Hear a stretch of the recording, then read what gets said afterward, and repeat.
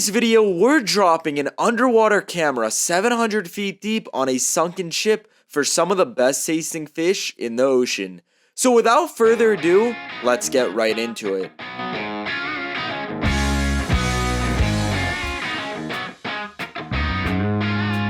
We started off our morning making our way out of Hillsborough Inlet. We then ran 7 miles south toward our fishing spot. Once we got there, we started setting up our deep drop rig. The first thing we did was clip on these deep drop lights. And when you're fishing this deep, you need the lights or you're not going to see anything with that underwater camera. Once they were all clipped on, we attached the underwater camera right below them. After that was set, we rigged up the deep drop rig, and today we were fishing with whole squids and chunks of bonito. And these are my two favorite baits to use when you're deep dropping. Once everything was set, I turned the underwater camera on, and now it was finally time to get this thing in the water. My dad repositioned the boat back on our spot, and then I tossed the rig in the water. Now it's time to switch over to the underwater camera point of view. Now that we're in the water, from this point down, it usually takes a few minutes to get down 700 feet. But what we ended up catching on our second drop completely saved our fishing day, so stay tuned. As we continued our way down to the bottom, you can notice the water starting to get darker, and that's why it's so important to use those deep drop lights. On this spot, I tried positioning a little off the structure, just so we wouldn't lose the underwater camera. We're now just a few seconds off the bottom, and it is pitch black down here. We finally have hit bottom 700 feet deep, and for a few seconds it was completely dead down here. So we patiently waited, and then the first fish showed up. This right here is a tilefish, and they're one of the most common fish to find when you're fishing 700 feet deep. He searched around our baits for a few seconds, and let me know in the comments below where you guys would want to see us drop this underwater camera next. After a few minutes of waiting, another fish showed up, and it only took him a few seconds before he crushed our bait. The second I felt the hit, I slowly started bringing him up, and just like that, we were hooked into the first fish of the day. And one thing everyone always says is that using an electric reel isn't fishing. Personally, I don't agree, but let me know in the comments below if you think when fishing 700 feet deep, you should be using a manual reel or an electric one. After a few minutes of bringing him up, we soon had him right under the boat. I reeled in the last few feet of line, and just like that, we landed our first fish of the day, a blue line tilefish. But drop number 2 is where things got very interesting. All I did was put on some fresh squids, reposition the boat back on our spot, and once everything was ready to go, we tossed the rig back in the water and made our way down 700 feet.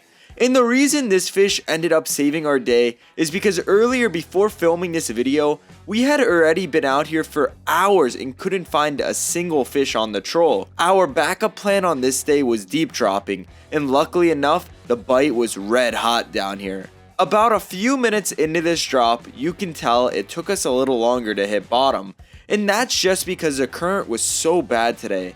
Finally, we're now just a few seconds off the spot, and this is where all the action started. So we finally just hit bottom, and you guys can see it was completely dead down here. We had to patiently wait about 20 to 30 seconds. One of the most important things about this style of fishing is making sure you're on the bottom. If your bait is even a foot off the bottom, that alone can prevent bites from happening. And you guys can see right here, one of those tilefish just swam right out of their little burrow and attacked our bottom bait.